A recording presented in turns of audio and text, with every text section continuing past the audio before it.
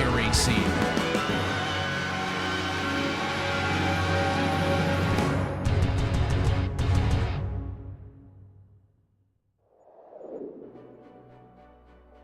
The second half of the season starts with us on the Global Sim Racing channel, and we head to Little Budworth here in England. We are a stone's throw away from one of the meccas of all of the country in Liverpool. And here at this Oulton Park circuit, it is about the lumps, the bumps, the challenges, and today, the lack of chicanes. Welcome to the Grand Prix Legends. It's a throwback series to end all throwback series. My name's Jake Sperry. Joey Atterbury is along with me for today's action. Daniel Costello in the director's chair, and he's using cameras provided by Dougie Beard. But Oulton Park, as far as the national scene goes in the United Kingdom, is one of the circuits to say that it stands a cut above. It stands on a level of Brands Hatch, on a level of Thruxton, of Croft, of Knockhill. But this is a circuit that says, what have you got? And what have you got right now is the answer. A GSRC track guide coming your way.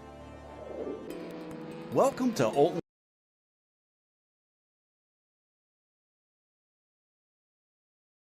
Park Circuit.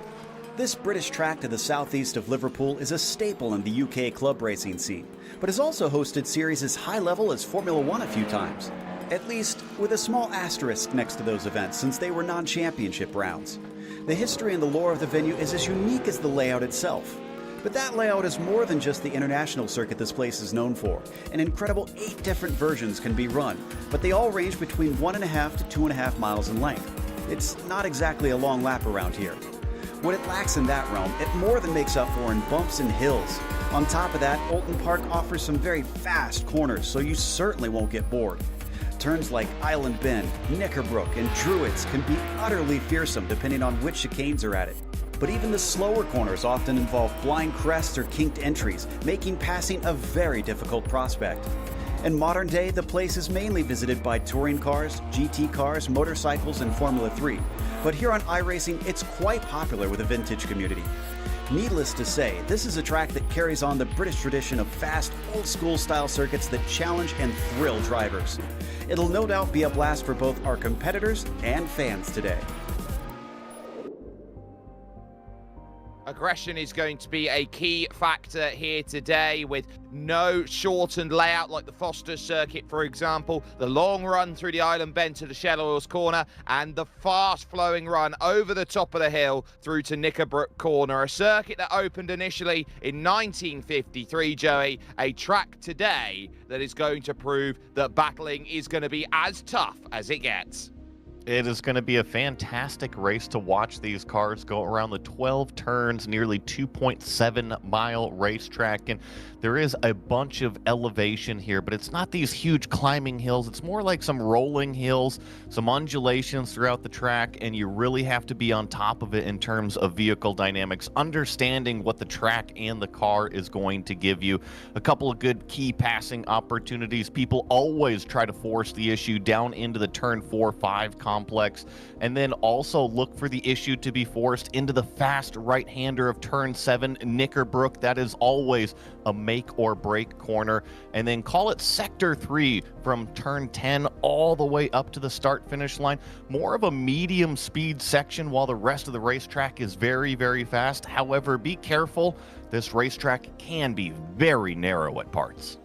It very much can. Those hills are very similar to that of what you find at the Appalachian Mountains in the United States, because when those hills were created all those years ago through the tectonic plates, it used to be one plate that split apart into two. So you've got the likes of the Peak District in the United Kingdom and the Appalachian Mountains in the United States that are formed of effectively the same mountain range. That's a bit nerdy, so let's talk about some championship stuff for the moment and how everything stacks going into the second half of this season. Your F1 standings right now could not be much closer. It is all about the Fantastic Four: Nieva, Claridge, Morse and Cocky, with Morse winning last time out at Phoenix Oval. Kevin Verbruggen finds himself in 5th with John Olsen 6th, ahead of Gary Ho and Seb Clapper Tixier in 8th position. Seb Tixier, we will say quite quietly. Robert Plumley is in 9th position with Gary Quellen just 5 points behind that, rounding out your top 10. A very close championship picture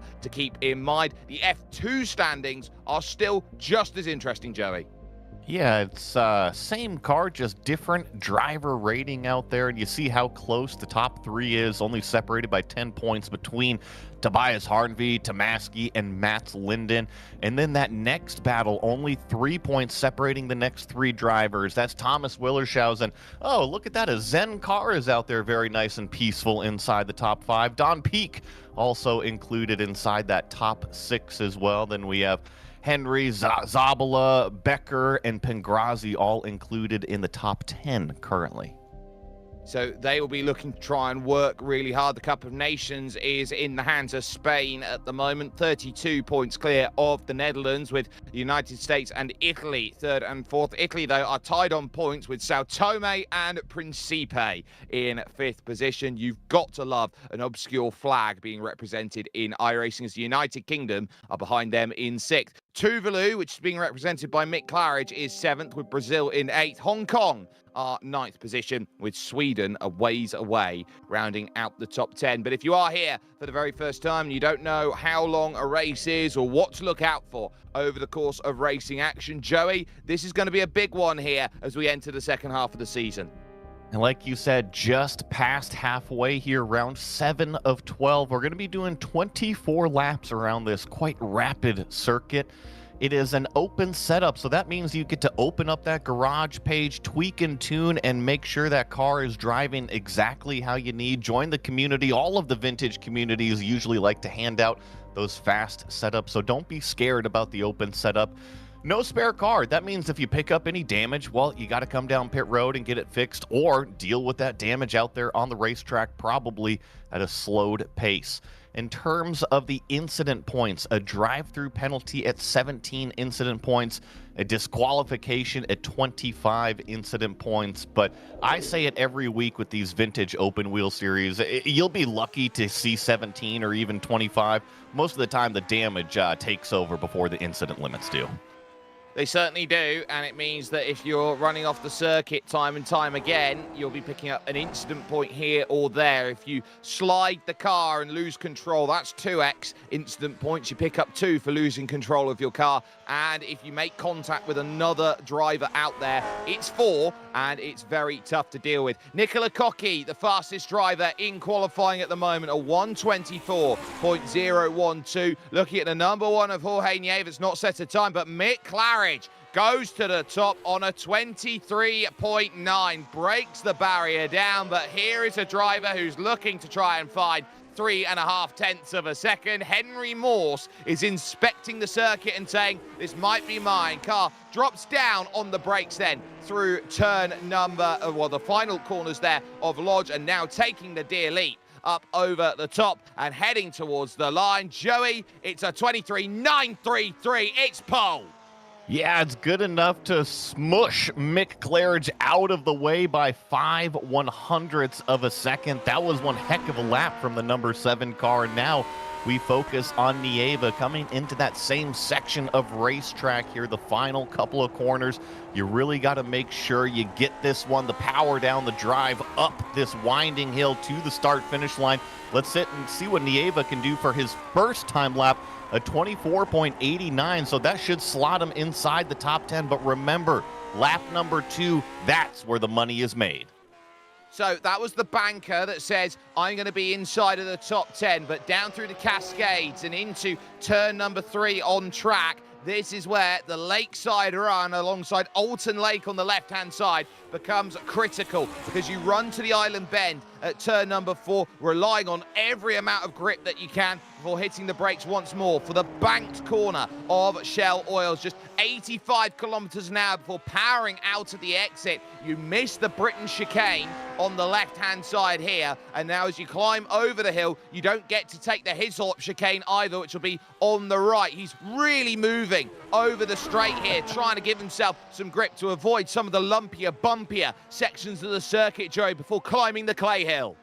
It is such a roller coaster ride around this Oulton Park circuit, and now we come up to what is turn number 10, Druid's Corner, a fast sweeping right-hander with a couple of apexes, and now down this short chute straightaway to turn number 11, Lodge Corner here, really the last corner on this racetrack, and I'm a little worried about Nieva's time. Remember, Henry Maurice was about a 24.4 or so on his first time lap. Nieva was a little bit slower. He's going to clock in at a 24.2, slide himself up onto the second row. Might not be his best day in the world, but it is still the top 2 rows out there, and you take that. All cars then who can set a lap have done as far as qualifying goes, so the field is going to be set, and we will now work through our starting order here from Oulton Park and work out who has got themselves where. But it is the driver who is hot in form, Henry Maurice, who is on pole position. He said he quite likes this circuit. A 1:23.933 is good enough for the pole position. Alongside him will be Mick Claridge on that front row. In the second row, it's Nicola Cocchi, the number 2 iRacing rated driver, with the number 1 iRacing rated driver in Jorge Nieva in 4th position. It's then Arturas Candelis and Gary Ho, 5th and 6th. It's Olsen Rowe in row 4. It's Olson, John Olson in 7th position, and it's Laus Olsen in 8th position, with Luca Harrison 9th and Mickey Friesen rounding out your top 10. In 11th, we have the number 11 car of Gary Quellen. Next to him is going to be Jim Matson, lined up in 12th. Sergey Grabin here in 13th, with Kirk Clapper in 14th. Michael Grissinger starting in the 15th spot, with Santiago Frega next to him in 16th. On row 9 will be Bjorn Ackerman. In 18th will be Robert Plumley. And then rounding out the top 20 on row 10 is Sandy Banerjee and David Tomaski. Zen Car will have the blackjack position of 21st, with Dan Squillace in 22nd position. It's then Thomas Martin, the last car to set a time. Jason Clapper, 24th. Seb Tixier, who taking the moniker Seb Clapper this season because of what Jason does from the back of the field, with Mats Linden and Donald Peake making up the 27 cars then that want to go and get racing. This is one of those circuits where if you do find yourself in trouble, it's very easy to get a massive incident that comes through. This is an FIA Grade 3 circuit, which means it's only qualified for national cars out there, a national series. So one of the highest series that comes around here is the British Touring Cars, and of course the British Superbikes as the biggest 2 championships that race here. And they don't race on Sundays here, only Saturdays. They've got the same agreement as Lime Rock Park does in the United States. But 24 laps then are ready to be set. Morse, Claridge, Cocchi, Nieva, your top 4 as we get ourselves underway for racing action. Good start by Jorge Nieva, who will immediately challenge Nicola Cocchi for place. Claridge thinking about the inside at Old Hall Corner. Henry Morse has to leave the room. Candelis gets a good start as well around the outside. Will sweep through looking for 4th position, down through the avenue and into the cascade for the first time. And Cocchi will look behind and see there's a lot of places being lost now by Nieva, down to 6th. Yeah, the biggest loser so far is definitely that number 1 car of Jorge Nieva. It seems like the 18 of Jim Matson, as well as Santiago Frega, having some issues on the exit of what is turn number 1 and 2 corner, while our leaders are already through the slow turn number 5 of Shell Oil's turn here, as the rest of the field powers out of that corner. Yeah, and that long run up the hill, Zen Car in trouble. The number 23 turned around. Then over at the Shell Oil's corner. Oh, and there's a big accident with Robert Plumley involved and a car flipping. That's Michael Grissinger who was going and flipping about. So huge accident then over the top of the hill. We haven't caught that on camera, but it's Claridge close to Henry Morse, with Cocchi in 3rd, Candelis 4th, Gary Ho, good start up into the 5th position. Nieva's 6th, and the bridge between the divides is Luca Harrison, desperate to try and hold on. Yeah, I can report it was the number 21 that went tumbling nose over gearbox, end over end, involved with Robert Plumley as we complete our first lap of 24. Here's another one. Gary Quellen and Mickey Friesen have come together. There is Mickey at Lodge Corner. He overcooked it in, locked up the rears, and then basically had no grip left. The American way of saying it is it was tight as he went into the corner and then completely lost out. Great work then for Sergey Grabin, who's up into the top 10 now with all of that. But look at the issues that Sergey's got. The orange mark next to his name, that means he's got a meatball. that's going to be frustrating. He's going to be called into the pits to get that car fixed up as our lead is still relentless. Let's take a look at one of these replays here on this opening lap. The number 14 just out of shape while the weight transfer is trying to get to the front, slow the car down, and unfortunately the number 18 of Jim Matson was kind of the innocent victim in that one. Claridge blinking about quite a lot here, and that's going to be very scary for everyone. If Claridge doesn't have or does have an internet problem out there, he can blame the lovely internet of Tuvalu for all of his issues, because it looks like he is going to drop, and that will mean that Henry Morse will take control. Cocky up to second and Kundelis to third, and when Mick Claridge is just 4 points back in the championship, that is a complete disaster and will be one of his 2 drop rounds for the season. 100%, and let's take a look at another replay here. This is the one that went end over end, so watch the front car. The lead car in this trio is going to get a little bit of contact, and then the number 12, once he turns backwards, some air gets underneath it essentially. Oh no, it's the 21 that went flipping on end over end. Thankfully, Plumlee didn't get anybody else collected into the side of him on the straightaway. No, and it's been a very chaotic start to this race. They've got a heavy westerly wind that's coming in, so you've got a crosswind coming across the hill. That's going to be causing a lot of drama, because this is one of Colin Chapman's finest cars, but it is the epitome, Joey, of reduce weight and add lightness. Yeah, it is a very lightweight car out there. Kind of think of it like a piece of paper blowing in the wind. It is not a rock firmly planted into the ground, as looks like actually our leader, Nicola Cocky, was trying to make a move on Henry Morse, who is in front, in control in the number 7 cars. Seb Clapper, actually Tixier. I don't see a dog on the front here. He's going to make a move down into Knickerbrook, but the door is going to be shut. But talk about some impressive moves. Plus 14 already on lap number 3.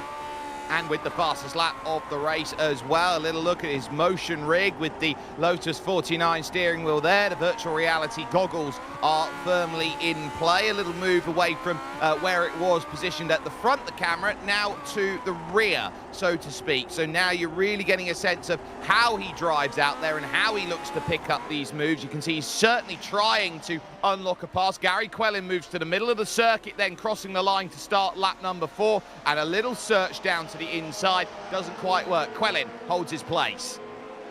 As with every race, the further you get towards the front, the more difficult every single one of those passes get. I mean, look at how close our top 3 are running, probably half a car length separating each one of these drivers. And Gary Ho, actually that 4th car in line, having a terrific run as well. But Henry Morse, these last couple laps, has been under immense pressure from that green helmet of Nicola Cocky, and once again, he's got to run.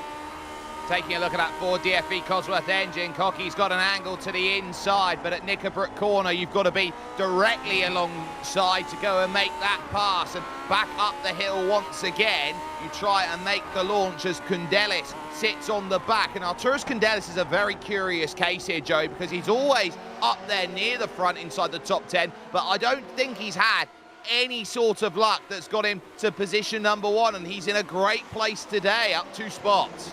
You couldn't ask for anything more. Really, these top 5, I would consider all in it still. Yes, there is a little bit of a gap between 3rd and 4th, but nothing if those top 3 really start duking it out up there. And you're right, that green number 4 car is in a prime position. If the 2 in front of them really start to battle, that could open up the doors, or even worse in some situations, if they make contact, it could really open the door for Arturas.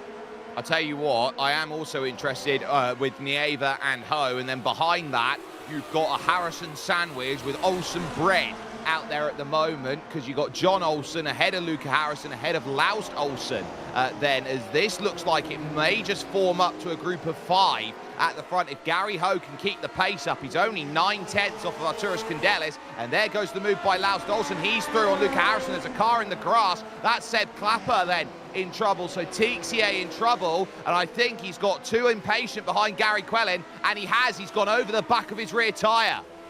Yeah, that's exactly what happened going down into that turn 4 corner, just trying to move his way up through the field, and now he has got to live with a bunch of damage for the rest of this race, as Jorge Nieva trying to make a move, whatever he can find around this purple number 5 car of Gary Ho, just trying to see if he can get the nose to the inside here in these closing couple of corners. But right now, Gary's proven to be a tough customer. Yeah, so it's all about the toughest customers that are there, but it's side by side, and there goes Jorge Nieva, absolutely whistle-stop through on the front stretch, picks up the run, thanks to Gary Ho just getting a little bit too aggressive down the hill, maybe even missed a shift down the hill to see that position go. And I think Gary here is looking around saying, well, if Jorge is quicker, I want to stay with him to get up to those front 3. Candelis really looking around, hoping to try and find a place, but at the moment he's in the position of slipstream, give slipstream, give slipstream, and with Nicola Cocchi getting a run every time, Arturus has just got nothing to go and say, I'm going to throw one down the inside. Sometimes when you're that third car in the train, you just kind of have to be extremely patient, even though you have the biggest runs because of that slipstream effect on the straightaway. Now, we were talking about Jorge Nieva and Gary Ho just a minute ago. I do feel like this is probably the best move for Gary Ho's race. They were starting to lose just a little bit of touch. And if that car in your mirror is starting to apply that pressure and you're starting to slow down even more, there is no point in keeping him there. Let him through. See if he can carry you up to this front pack, as now Arturus is trying to find just a little bit of clean air, a little bit of clean vision to spot those apexes. Getting word from Mick Claridge that it was a headset issue with his VR, so that is another one that's gone wrong. He's got 99 wins. He wants to go out on 100, but it looks like he's not going to get that chance. Gary Quellin now down into 12th position, has seen Sebastian Tixier, Seb Clapper go by, and of course that was after the tangle they had where he went over the top of the wheels. Santiago Frega has done well to recover actually after being off the road at turn 3 of this race. Dan Squillace, he's managed to find a way through, and now he'll be thinking about, well, Sandeep Banerjee, who is there in front, and Max Linden. There's a fantastic video out by DJ Yee on Sandeep Banerjee, who's one of the first winners of an e-NASCAR race. I'll have to go and look that one up myself, see if I can learn something new, as Nicola Cocchi is going to force the issue. They are too wide in Knickerbrook. Look at Arturus. He's trying to find a way around. That was literally nose to the right rear tire of Nicola Cocchi, and now he looks to the inside, but that door's going to be shut. Cocchi's off the track. He's going to lose not one, but multiple positions as he makes it all the way out into the gravel. Going for the lead, and that's going to be 1, 2, 3 positions that are gone. He will join the Oulton train after all of that, and it shows. Oh, he's off again. Too aggressive. Yeah, and sorry to cut you off, Jake. He just went off again, so when it rains, it pours on the racetrack down to 7th. Yeah, he's overcooked it into Lodge, so that's another 2 places gone. But this is what's happened then to Seb Clapper, who's gone straight on, has missed the braking point. Look at that, that's a huge moment. The US Air Force car has found itself quite literally grounded, and Cocchi now looks to attack, gets a great run through the Cascades, has the inside line now against Laust Olsen. I think Laust is going to try and lift this one potentially, going to next section. No, Laust Olsen is going to go off the road, and Luca Harrison will pick up a freebie.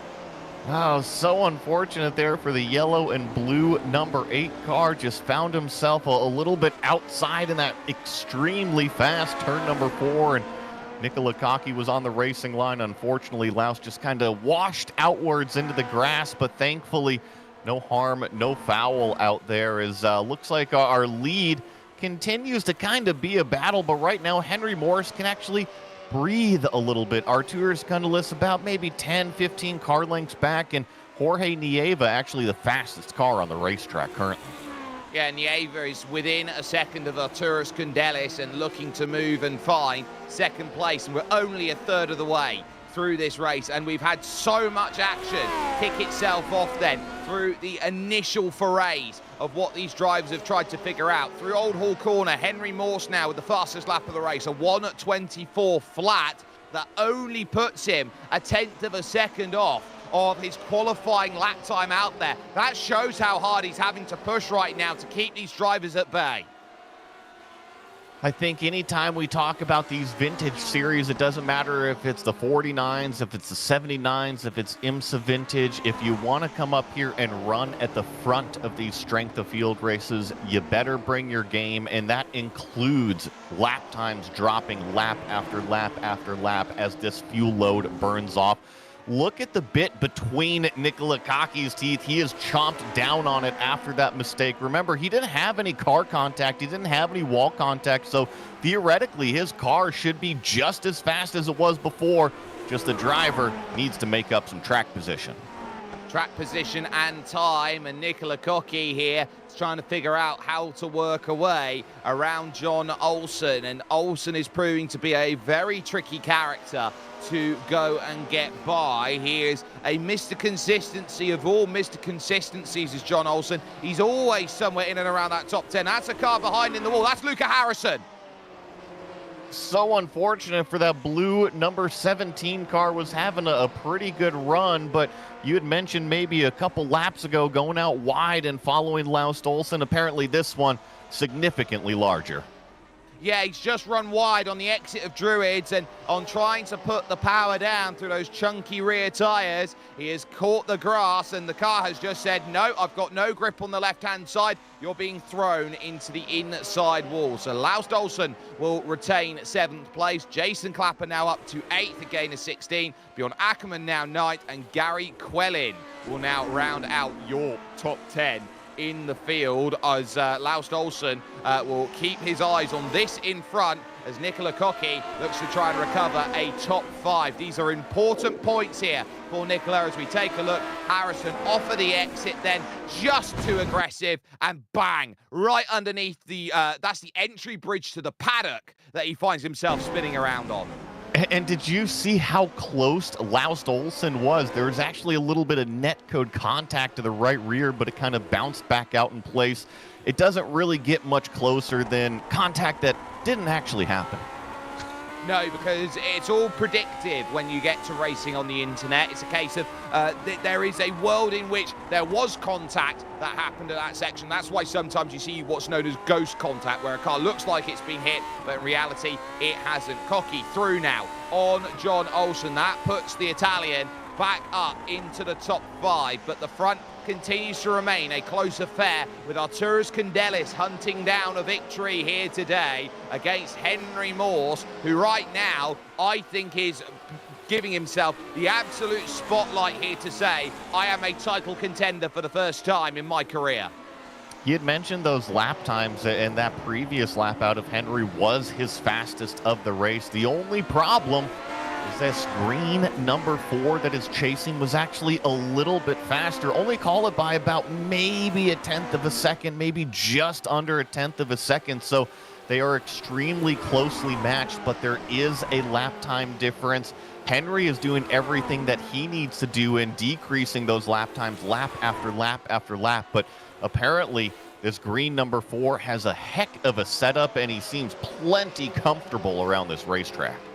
Well, green 4 apparently is trying to channel his inner red 5 of Nigel Mansell in the way that this race is going about. We've had a number of retirees from this race. David Tomaszki, Donald Peake, Michael Grissinger, Mick Claridge, Seb Clapper, Sandeep Banerjee is out of the race. Dan Squillace is out. Mickey Friesen still running a lap down with Sergei Graben, and Luca Harrison now the latest retiree from the race. Candelis now the fastest lap here on a 23.915, which is half a second quicker than his qualifying lap time. He's pushing.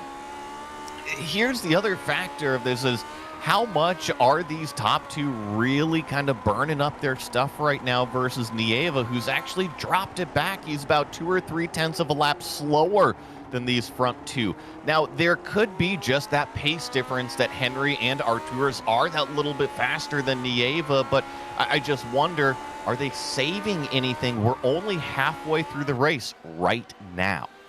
We got more dramas out there for Jem Matzan, who is now out of the race, and this has gone through Druids, and it is exactly the same issue that caught Luca Harrison. Another one in the tyres. Oh, it's a sickening thud as he hits the tyre bundle, and that car just decides to disintegrate into 1,000 pieces there on the inside of the circuit. But Candelis remaining close here, but this is the awkward scenario. They can't actually afford to start pushing side by side and giving themselves a battle here, Joey, because they'll just allow Jorge Nieva into the party. The last driver that these two want is the championship leader on their tail.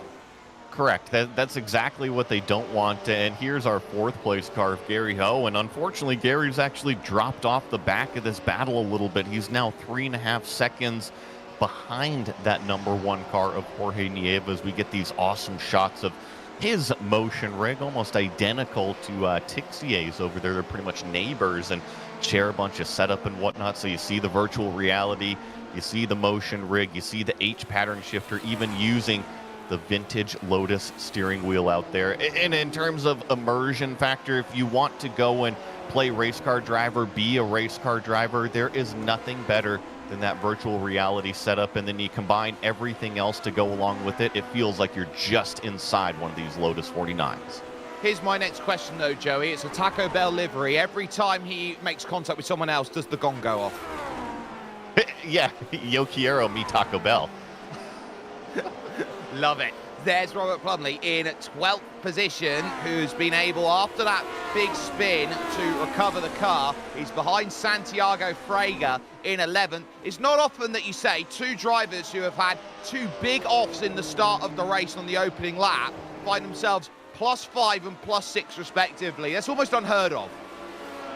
Doing a good job up here, and remember they had those issues, or at least Plumley did, and Frega did earlier on in this race. So sometimes it's just about swimming and keep on doing those laps. Oh, pretty good closing right there from the number 12 car of Robert Plumley as they went through turn number 7, now up over 8 and 9 down into what is turn number 10. Druid's corner, this long double apex right-hander. You certainly seem like Robert Plumley's just got a little bit more speed right now.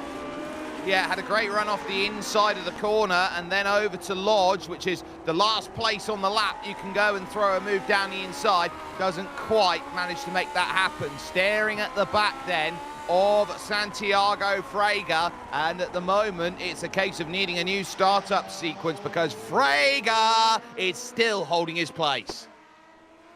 Able to kind of defend, put the throttle down on the exit of turn number 1, so Plumley didn't have anywhere to go with it. Now it is finished with that downhill elevation through this long sweeping, call it front straightaway here into Island Bend, turn number 4. You got to make sure you balance the car, and then once again balance the car with that brake pedal pressure into this heavily cambered, slightly uphill turn number 5. Yeah, and then you're trying to chase up the hill here through the Britain chicane and up over the hill here towards the Knickerbrook corner, which is colloquially named, oh, Robert, getting all shades of sideways, colloquially named because when they were digging the circuit, there was a brook there and they found a couple running away and all they found was a pair of knickers there. That's how the fable goes. But Robert Plumley gets the move through, and Knickerbrook Corner has its own set of fans through that section of circuit there, Joey, because that's where the second commentary box is. It's just a small little shed. Yeah, sometimes they stick you out in the weeds out there, but it looks like an incredibly cool place to watch this race from. And speaking of watching, these front two are still locked in this battle. I noticed that our green number 4 second place car tried to force the issue a couple times and almost to the back end of the gearbox of Henry Morse. Had to lift off the throttle before he jumped out driver's right to kind of avoid running into the back of our leader. But I think that was just a great example to show you Gundalis not going anywhere quite yet. And they built a gap now up to 3 seconds here because Jorge Nieves had a poor lap 13 by his standards, did a 125 flat, and I think most of that was down to the fact that he ran a little bit wide at turn 3. on circuit. So that will be for Nieva a case of they are going a lot quicker than I am, and I can't hold station with them. Kurt Clapper, who's in 15th, is battling Zenkar in 14th, and Thomas Martin, who is about 5 seconds back of that. The car directly behind them is the lap down Mickey Friesen. So this group here, 14th and 15th, you're looking at places. Zenkar looking at points, but ultimately no arguments from Zenkar. Kurt, you're quicker, through you go. Sometimes you just have to stay zen out there on the racetrack, Jake, and just calm down, let the things happen. My goodness, are you going to be my guru next time? My goodness. Cocky here is in 5th position, and now here, Joey, he's doing a great job. Eyes on 4th, eyes on the lead, though. Eyes on the lead, because there's another search from Arturas Candelis that doesn't get there. Yeah, it was that same run out of, call it, turn number 5 in the run down towards turn number 7, that Knickerbrook corner, that Candelis just seems to have a little bit more speed than our overall leader. Is Nikola Kaki. You see the tail end of the car just really go sliding up and over some of these crests. Ever since his early mistake, he has definitely been on a mission to try to get some of that track position back. He's actually the fastest car out of anybody right now. You got to wonder if he can get by this purple number 5, how fast he can actually go. I just think it's a little bit too little, too late to catch the front. It's an odd combination, Taco Bell and martinis. I've never seen the like, but for Nicola Cocchi here, it's about getting drive and opening up exits of corners to gain that advantage. You can be aggressive into a corner to try and make a move, but you're going to have to figure it out, and that's wide through the Cascades. Just got a little bit too cramped and too close, and ultimately had to open up the steering to get through the corner. That's going to cost 5 car lengths. A little bit of an accordion effect. I think that Kaki totally was okay in terms of that minimum rolling speed. However, he was not on the racing line, so Gary Ho maybe a little bit slower forced Kaki to go off into that dirty stuff. You carry that same amount of speed, but not on the racing line, and he almost flew that thing off the racetrack, kind of like what we saw earlier today. I think that might have been that little bit of reality check that he needed here towards the end of the race. Oh, it looks like troubles for Zenkar here. This is coming out then of turn number 5, the Shells corner. And this is going to be a... Oh, how do you keep it out the barriers there? Well done from Zen to keep the race going, but down in 16th position now because of it, losing the position to Thomas Martin. But there's your front 2. 7 laps to go as they cross the line. Henry Morse has led every single foot of this circuit so far, but at the moment it's a case of who wants to break the hectares and acres down into a race lead. It's Arturas. And Jake, if you remember when it was actually Kaki in this second place where he forced the issue, was that same area of the racetrack where we're seeing Arturas force the issue. So I wonder if it's just that Henry Morse doesn't get the acceleration out of this corner right here, turn number 5. Let's ride on board here with our second place car, see about this drive off of the corner. Seems like he gets an okay launch, but nothing in terms of accelerating away from his competitors. I think that's kind of his slipping up point on this racetrack, and look at the run Candelis has got. Oh, this is a mega run from Arturas here to Knickerbrook, and for the first time in this race, Henry Morse is behind, but he looks to try and cross him over up the clay hill. Some very clever driving between them. Look at them wiggle as they go to Druids. The commitment on the outside by Henry Morse. Oh, it'll be like Arturas has seen a ghost, because he thought he had it all wrapped up in a nice, neat bow, but Henry had a trick up his sleeve. Definitely was on the back foot and then turned it around with that over-under move. So that was crucial to maintain control of this race. 6 laps to go as they cross the line, and we're starting to run into the back of that lap traffic. That could play another factor in the finishing order of this race. And speaking of factors, Gary Ho on this lap has lost the position to Nicola Cocchi, and that was done over the top of the hill to Knickerbrook corner. So another place that has been found. Jorge Nieva, it's one of those days where you don't write a report card home about how Jorge has done over the course of this race, but it's one that you go, yeah, this is a solid B+ that you will count on at the end of the season. You telling me you bring the ribbon home to mom and dad and say, hey, I did all right? Yeah, that's exactly what you say. I did all right. Well, he's doing all right. You're correct on that one. He's just kind of been hanging out in that third place after making that mistake about maybe 2/3 of the way through, but has been able to maintain that track position. And Nicola Kaki, who made the early mistake, has definitely regained those positions. He fell all the way back down to 7th place, so he's made a couple passes, a couple tough passes, finds himself back into 4th. But the problem, Jake, he's still 5 seconds behind Nieva. Yeah, he's going to need help to move up onto the podium, and Nicola knows it here. This was a chance today to go and find points, to find opportunities, and he is just not going to be able to do so. It's been a very tough day for all of the field, it has to be said. Here, this has been a race of survival. It might actually have played into the fact that we've only got 27 cars here today rather than the 30 to 40 that we traditionally see, because this circuit has proven to be difficult this week. I think it's not just this week. I think that this is a typical vintage circuit that it's not very wide, right? It requires high commitment in a lot of areas, a lot of turns on this racetrack. You couple it with these Lotus 49 cars that you really have to understand the vehicle underneath you to extract all of that speed.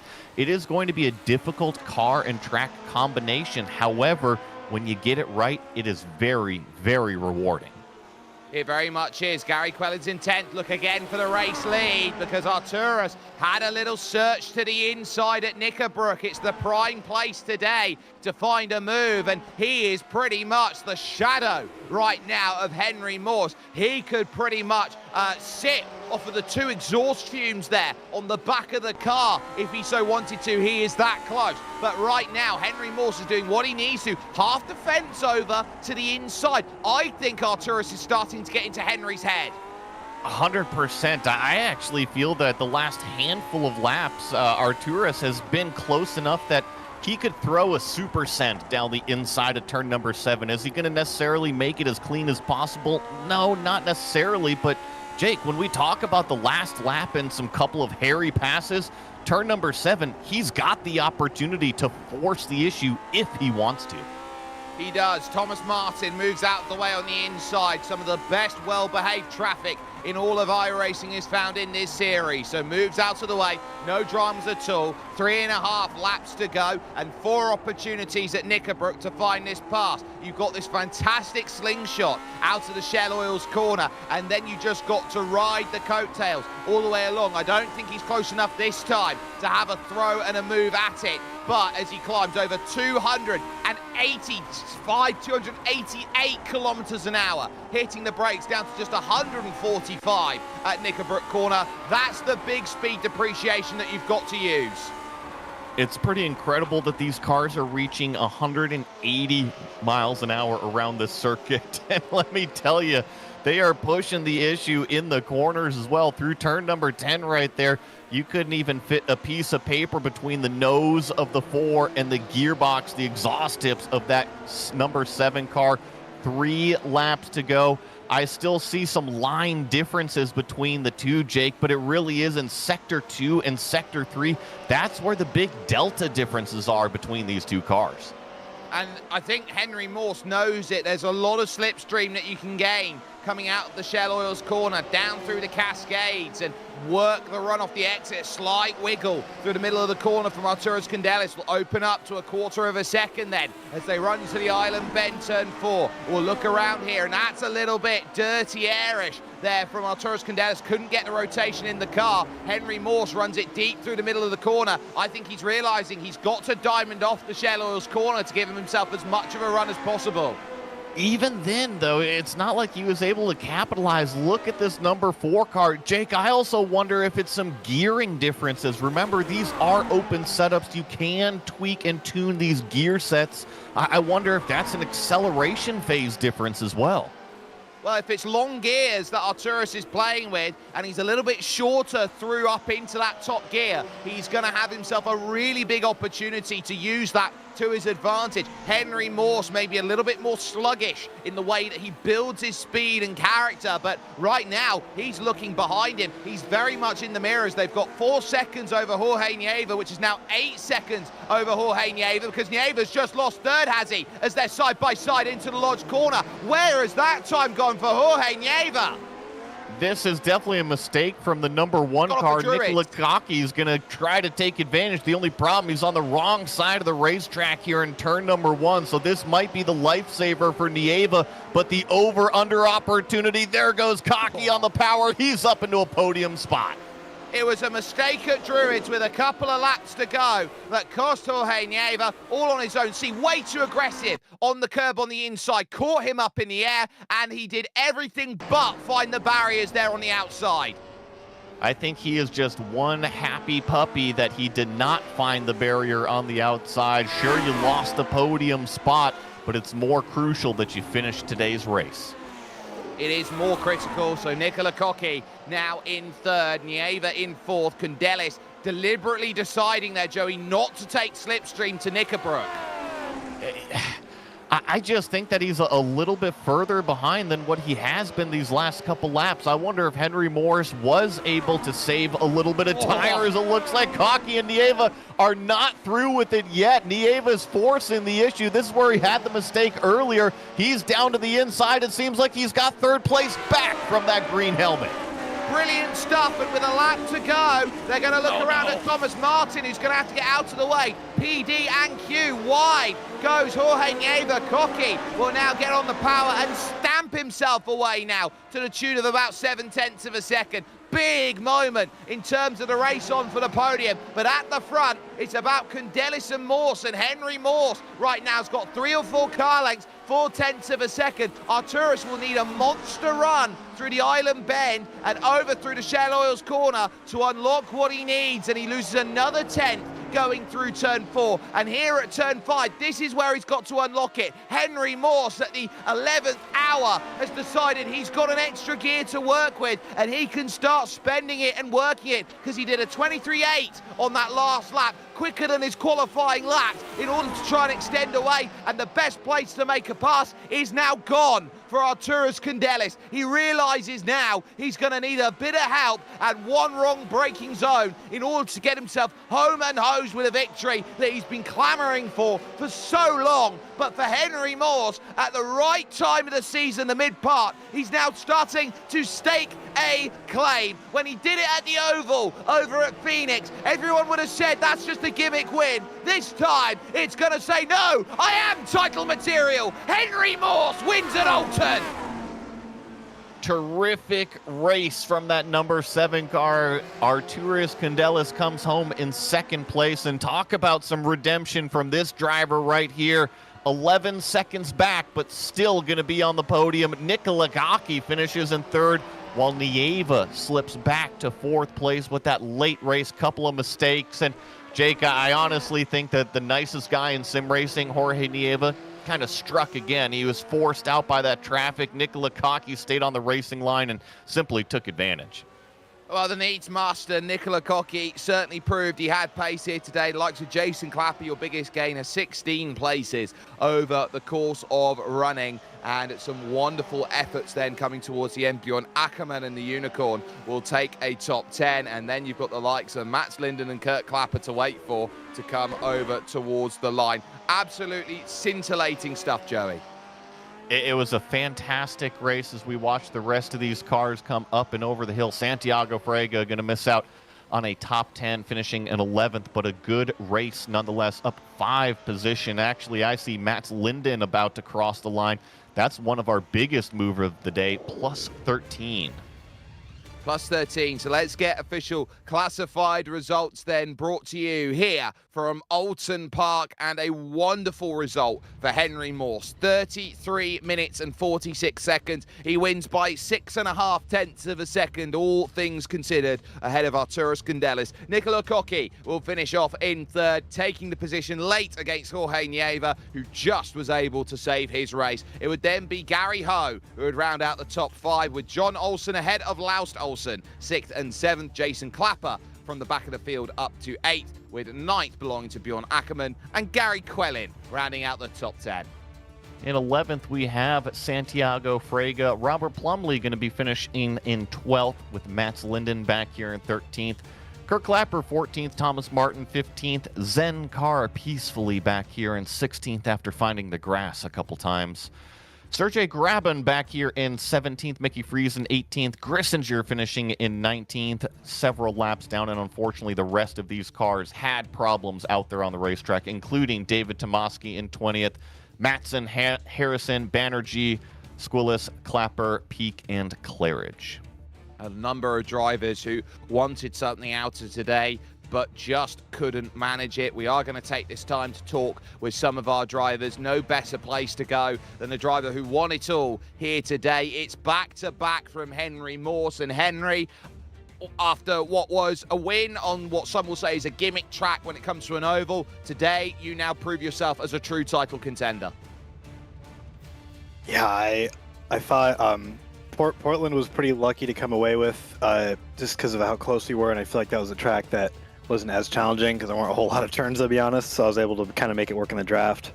Obviously, yeah, like you said, Portland was real outlier, but this feels like kind of the bit more of a classic track that we would race at. That my God, it's tough to get this thing around here.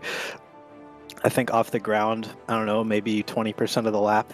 It's unbelievable. And God, I just had so much fun this week racing against a bunch of the guys, especially Mick. We've had incredible battles all week. I was really sad to see him. It looks like he had a technical issue. He had one yesterday as well. But God, we had such incredible battles on Wednesday and Thursday. Yeah, this was awesome. Well, it's all about who you are battling, and it looks like everyone behind you wanted to have a piece. You had Arturas Kondelis there for the majority of the second half of the race. Nicola Cocchi was there giving his 2 bits in the early parts there. But talk us through the move over at Knickerbrook. It looked like that place was pretty much sewn up by Arturas, but around the outside over the top of the clay hill for the inside of Druids. What a brilliant way to bring that place back. Yeah, the braking zone at the end of that back straight is pretty scary at speed, and when you're trying to outbrake someone into there, it's a real fine line between, do I want to outbrake this person into the turn, or, you know, what are the chances here that I launch myself into the barriers? So I broke as deep as I felt comfortable, and I was pretty surprised how deep he broke, and I was able to get it mostly crossed over, and the thing is, coming over that hill in this car, it's really a corner. There's not any other car I've driven where that's a corner, but it's most definitely a corner in this car. And he was pinched down on the inside, so that was a tighter radius corner for him. And we're all pretty respectful people here, so I knew he wasn't going to run into me. And I wasn't particularly trying to pinch him down, but I knew if I just kind of rolled momentum around the outside that my momentum would be more than his. And yeah. Luckily, he didn't turn his brain off or anything crazy or crash into me. But yeah, that all really came from just getting the switchover done right at the end of that back straight. Now moving into title contention, how do you feel about your chances with Jerez on the horizon in 7 days? Well, I bought it last night, so I have yet to turn a lap there on iRacing. The last time I ran it was F1 2013 Classic mode. That was a fun time. And that was a different layout too. So yeah, I'm looking forward to that. It's a cool track. I've been kind of hoping to have a proper excuse to go for it. Now I do. So yeah, I'll definitely be running a few laps there over the next week to get myself comfortable out there. And I'm very excited for it. It'll be a new one for me. Well, we'll see how the form looks after a week of practice. Henry Morse joining us, picking up back-to-back victories now when it comes to Portland as well. You put in Nicola Cocchi was able to finish off in 3rd position overall. Up and down day stood by with Joey Atterbury. Yeah, Nick, first of all, congrats on the 3rd place finish here. You've slipped all the way back to 7th, but a good drive to get you back up to the podium. Yeah, hi guys. Yeah, it was a very tough recovery race. I think I chose the worst track ever to do a recovery race because it's so hard to pass here. But you know, with a little bit of luck, it ended with a podium. So I'm happy. But it only happened because I guess Jorge relaxed a little bit too much and we did the mistakes and actually allowed me to fight for the position. Well, and talk to us early on in the race. What caused you to make that mistake early? Because it seemed like a significant one getting out wide and then a second one shortly after. Yeah, you know, it's so hard to hit your marks in on this track with this car, and yeah, it was one of the highlights. I thought it was going to matter during the race, because usually you don't see too much mistakes from the top drivers here, but I knew that here could be an issue because the car is airborne like for so much time that you have to plan in way in advance where to put the car. So in that instance, I just you know the track is so narrow. I just try to give space for Arturas, which were going to the inside, but I quickly realized that I was running out of track very soon, and I dipped wheel on the grass, and that was it. You know, the car didn't like that at all. I tried to just slow down because of course you have a double right corner there, but there was no way I could save it. I should have, you know, steered earlier in order to avoid to go wide, but I couldn't because I was afraid to hit the car on the inside, and yeah, it didn't work out. It was a mistake for me. Yeah, and this racetrack can be very punishing with how fast and how narrow it is. But thank you so much for coming out and racing with us. You really provided us some great entertainment today. Is there anybody you want to give a shout out to? Yeah, I just want to, you know, to give a shout to Mick, which is having so many technical difficulties. We tried everything to fix it, but it looks like it's not possible without a new rig. I want to give a shout to Jorge as well, because it was very entertaining to have that fight on the last 2 laps. And I was to just like to say hi to everybody, and just going to tell you that I'm going to miss the next 3 races.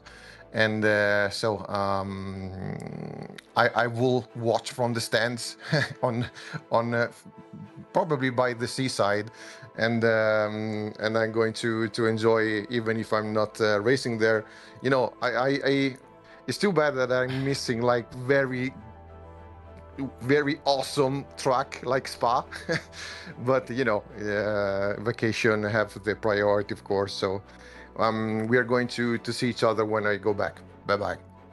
That was Nicola Gacchi rounding out your podium in 3rd place. Yes, he did a very good job. Helps if I unmute my microphone. Yeah, he did a fantastic job. And the big key as well to remember is that when it hits August for the Italians, everybody's off of work. So everyone decides they want to book their holiday. That's why sometimes you see a driver like Nicola Gacchi decide, you know what, I'll take a full holiday in play. Next time out then in 7 days, we will meet you at Jerez then for the moto layout there. So no Ayrton Senna chicane. It's exactly how they run in MotoGP. You can catch that 1:30 UTC, 9:30 Eastern to get yourself in with racing action. There's great racing action here with us on the Global Sim Racing channel, as well with our parent YouTube channel right now going on with Genesis Extreme, because you've got some wonderful Legends racing that is going on currently at the moment. You definitely want to try and check in and see what is going on there. Massive thanks to the team who's got this done today, from Daniel Costello, from Dougie Beard, and of course from Joey Atterbury, who has been alongside me. My name's been Jake Sperry, and the day is about who can stand up to the plate and say, I am going to challenge for that title. Henry Morse, once is a fluke, twice with a gimmick, 3 times though, you are truly a title contender. Will it be the same when we head to Jerez? We'll see you in 7 days to find out.